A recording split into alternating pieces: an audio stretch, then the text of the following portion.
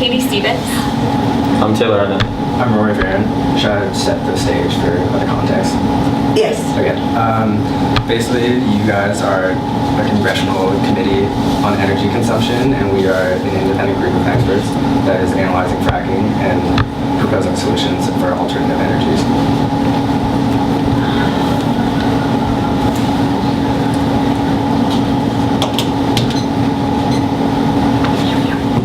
Welcome. Thank you for joining us here today to go further into the ethics surrounding hydraulic fracturing.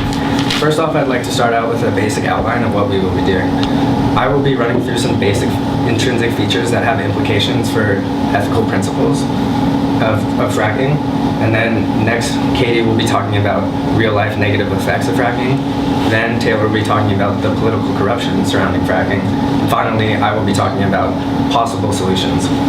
So, what is fracking? Fracking is essentially drilling into the ground and pumping high-pressured fracking fluids to increase fractures that are previously existing in the ground. The goal is to collect natural gas.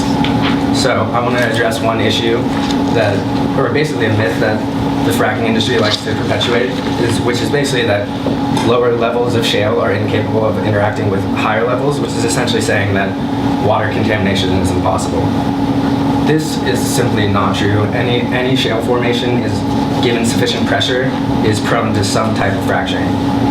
I would like to next talk about a laboratory experiment done by Dr. Ingrafia in 1989 while he was working for Schlumberg, a major hydraulic fracturing company. And essentially what he proved in laboratory experiments is that given complete control of all variables, we still cannot actually predict how fracturing will legitimately occur. So I think that this has direct implications for a principle that we hold to be fundamental to any ethical business practice, which is the precautionary principle. The precautionary principle essentially says that we shouldn't introduce a technology unless we understand its potential future implications and effects.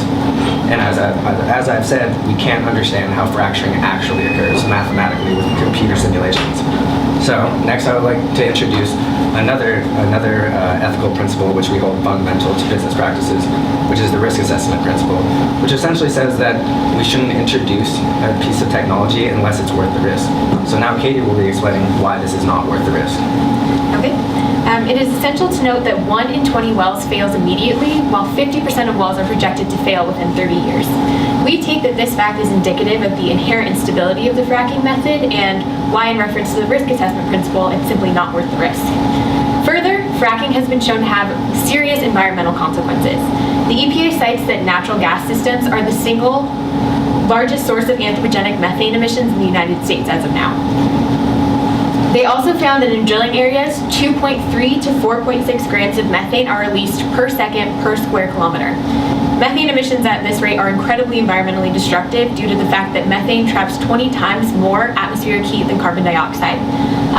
Essentially, if these practices continue, the rate at which we will reach global climate change will greatly hasten. Further, studies have shown that fracking has adversely affected the quality of life for citizens living in local communities. There are up to 600 chemicals used in fracking fluids, some of these being known carcinogenics in toxins, such as formaldehyde, methanol, and radium. And due to the fact that these wells have been shown to fail and leak, these chemicals have permeated into and soiled local groundwater and water supplies. In fact, methane concentrations are 17 times higher in water wells near fracking sites than in normal water wells. As a result of ingesting these chemicals, citizens in local communities are getting sick, as continuous exposure is linked to skin rashes, cancer, and chronic bronchitis.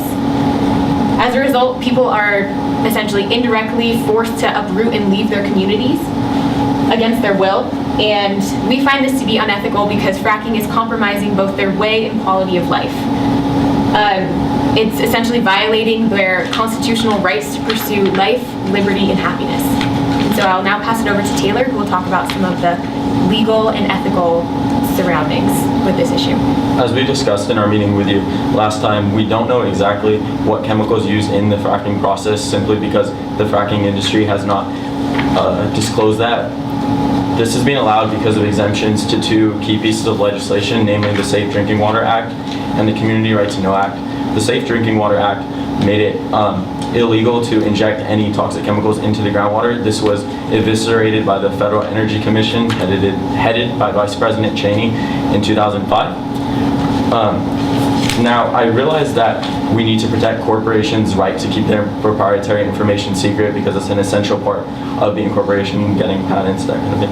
But I do not feel, and we do not feel, that this right outweighs the right of the community and individuals to know exactly what toxins are being used in this fracking process based on 3 ideas. 1, the vast amount of environmental degradation suffered by the environment at the hands of the fracking industry. 2nd, the effects on human health spoken about by Ms. Evans. And finally, it undermines one of the core tenets of democracy, the way that this legislation is brought about. This exemption to this legislation is brought about. Now, why is there no regulation of this industry when it has such far-reaching effects? The answer is simply money. Obviously, that's not a complete analysis, so if you allow me to go into that a little bit more. America was founded on the principle of democracy, and within that, Madison spoke about pluralism in Federalist Papers number 10, where he talks about factions coming together, aggregating their interests, then going to the government, lobbying for their beliefs and their ideas, and engaging in a marketplace of ideas where they, it's at 4 minutes. Is that score? Yeah, yeah. So much for technology. Yeah. Sorry. Where they come together, engage in the marketplace of ideas, and then discuss what policies we should reach. This is no longer the reality in America, as this pluralistic tendency has been co-opted by the corporation and elite and moneyed interests. This has been brought about by changes in legislation as well as precedent set by the Supreme Court, starting with Buckley v. Vallejo in 1970s, which started to get rid of campaign finance legislation, furthered by Citizens United v. FEC, which occurred in 2011, which made it so you could donate as much soft money, indirect contributions to candidates as one felt necessary. It also allowed a degree of anonymity when donating. And finally, McCutcheon versus FEC, which occurred 2 months ago, removed limits on direct contributions to candidates. Citizens United is particularly pertinent to this case, as $726 million was spent by the fracking industry lobbying from 2001 to 2011, but we don't have complete information of how much money they spent prior because of the anonymity part of Citizens United. Okay. So why is this wrong and how is this ethically unsound? It violates the social contract between the government and the people, as the government is supposed to be by the people for the people, and that's clearly not the case anymore because of this vast amount of money in politics. The government now represents these big elite corporate interests or incredibly wealthy individuals, for example, the Koch brothers, which do engage in fracking. So how does this pertain to fracking specifically? It pertains to fracking specifically because this legislation that they're exempted from by these lobbying efforts degrades the community, as well as creating gatekeepers, which Kafka discusses,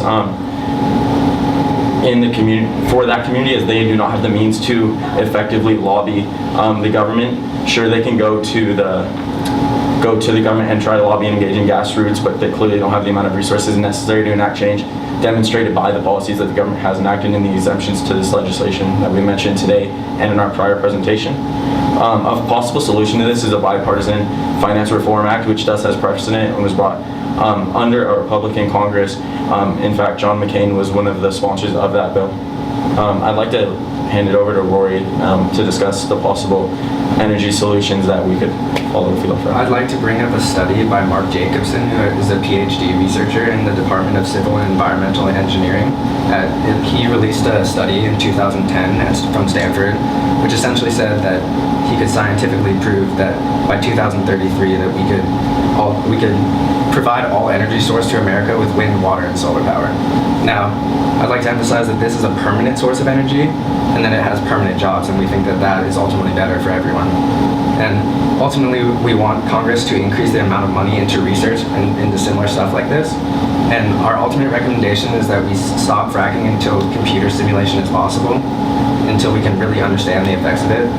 And we also want to create a system of incentives for more research and more implementation of alternative energies.